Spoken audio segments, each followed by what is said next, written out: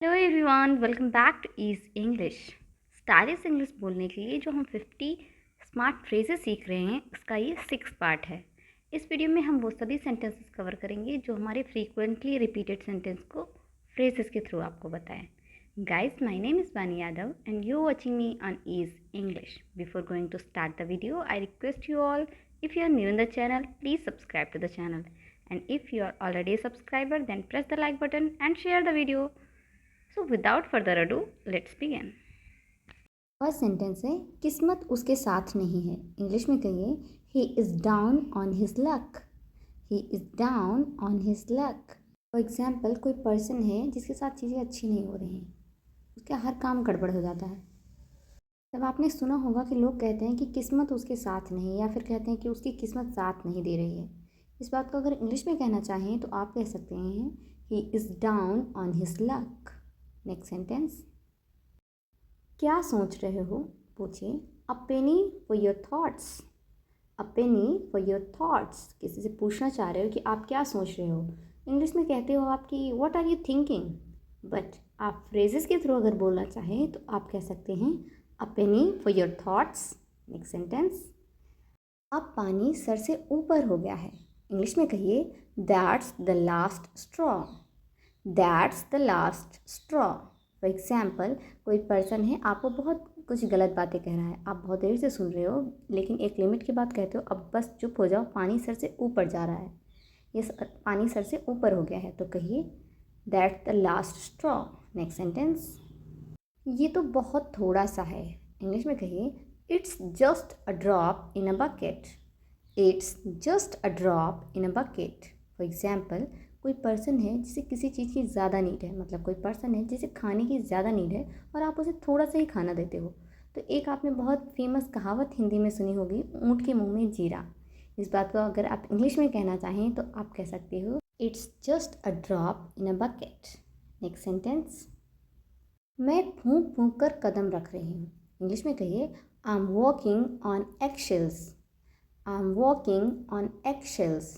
For example, कभी अगर आपके साथ कोई दुर्घटना हो गई, किसी बात को लेके आपके साथ कोई प्रॉब्लम हो गई, तो आप भविष्य में वैसी चीज़ों से अवेयर रहते हो और कहते हो ना कि मैं अब फूक फूक के कदम रखूँगी, कुछ भी गड़बड़ नहीं करूँगी।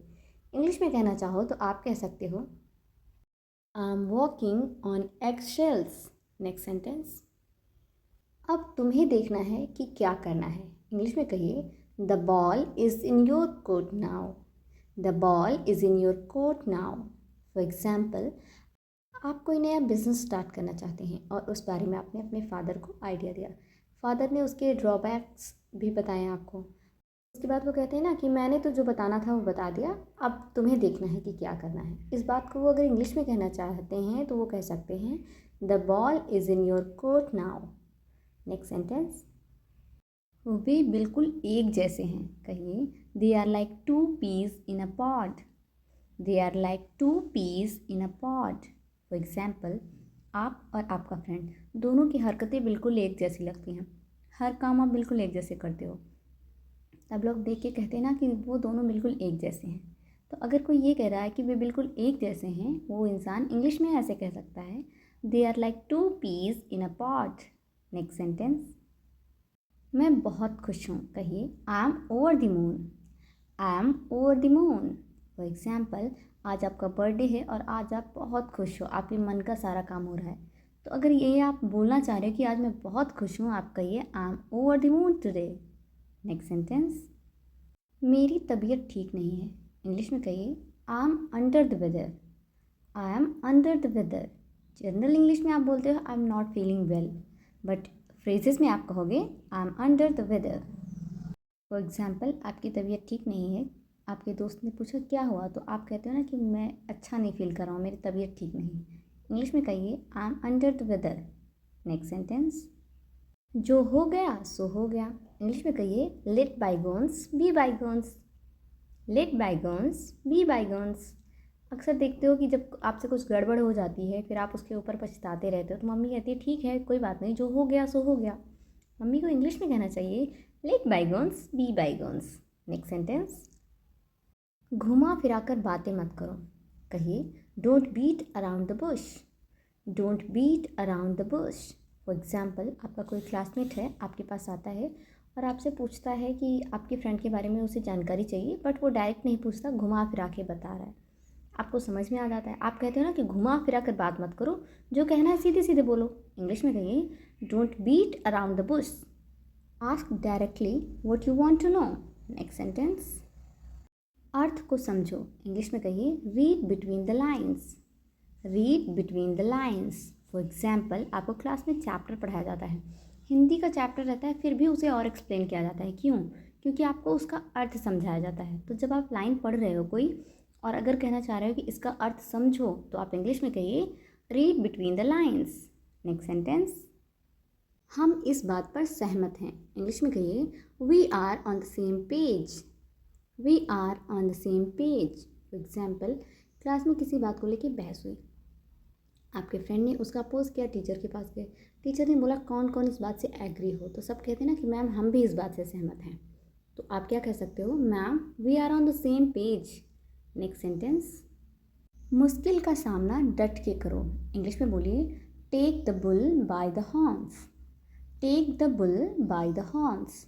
अक्सर क्या होता है, जब कोई प्रॉब्लम होती है तो लोग घबरा जाते हैं, उसका सामना नहीं कर पाते हैं, हिम्मत उनकी कम पड़ जाती है। तब हमसे जो बड़े होते हैं वो हमें एडवाइस करते हैं कि मुश्किल का सामना डट के करो।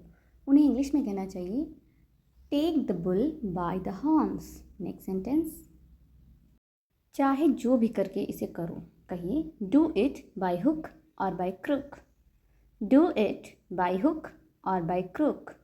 फॉर एग्जाम्पल, आपने कोई ड्राइंग बनाई, आपके किसी फ्रेंड से गलती से वो ड्राइंग ख़राब हो गई और आपको आ गया गुस्सा, क्योंकि आपने बहुत मेहनत से बनाई थी। तब आप कहते हैं ना चाहे जैसे भी बनाओ इसे करके दो मुझे, तो आप इंग्लिश में उसे कहिए do it by hook or by crook. मैंने गड़बड़ कर दिया। कहिए आई messed up, I messed up. For example, आपको मम्मा ने बोला जाओ आज किचन में जाके आप चाय बनाओ, आप गए लेकिन आपको नहीं आता चाय बनाना, आपने सारा गड़बड़ कर दिया। फिर आके मम्मा के पास बोलते हो ना मम्मा यार मुझसे तो गड़बड़ हो गया या मैंने गड़बड़ कर दिया, आप कहिए mamma I messed up. Next sentence, दुनिया कितनी छोटी है। कहिए what a small world, what a small world.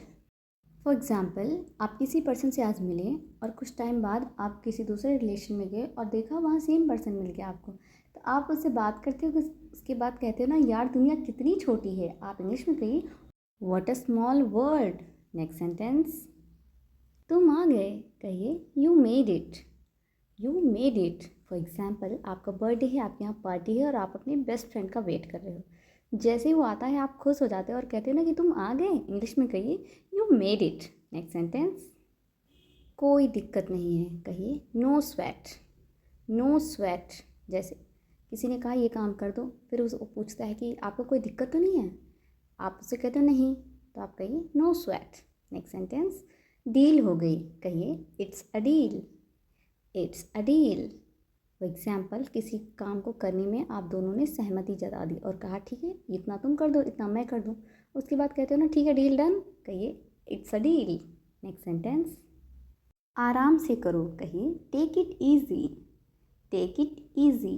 For example, आपको कोई प्रोजेक्ट वर्क मिला और आप उसे बहुत जल्दी कर रहे हो, मम्मा आपसे कहती है ना आराम से करो, हड़बड़ी कोई नहीं है, तो जब वो कहती है आराम से करो तो उन्हें कहना चाहिए टेक इट ईजी।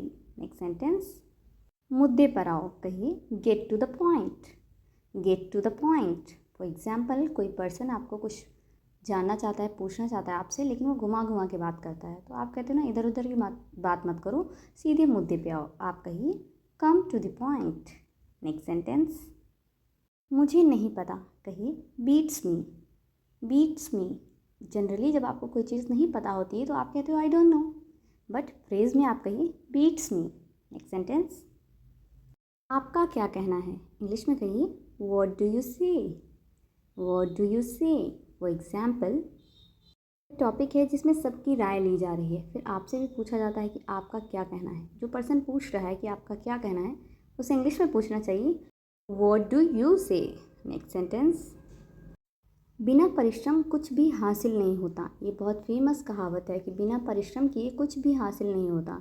इंग्लिश में आप सिंपल सी कह सकते हो no pain no gain, no pain no gain. Next sentence, मुझे बताइए। कहिए get back to me, get back to me. For example, किसी बात पे कोई चर्चा चल रही है तो आपने कहा जो भी डिसीजन हो मुझे ज़रूर बताइएगा। आप इंग्लिश में कहिए get back to me. Next sentence, वास्तविक बनो, कहिए get real.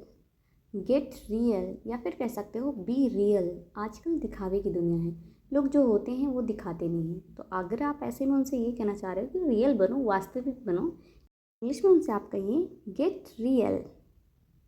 Alright guys, that's all for today. I hope आपने वीडियो को पूरा देखा होगा, वीडियो आपको बहुत अच्छा लगा होगा और बहुत सारे नए नए फ्रेजेस आपने सीखे भी होंगे।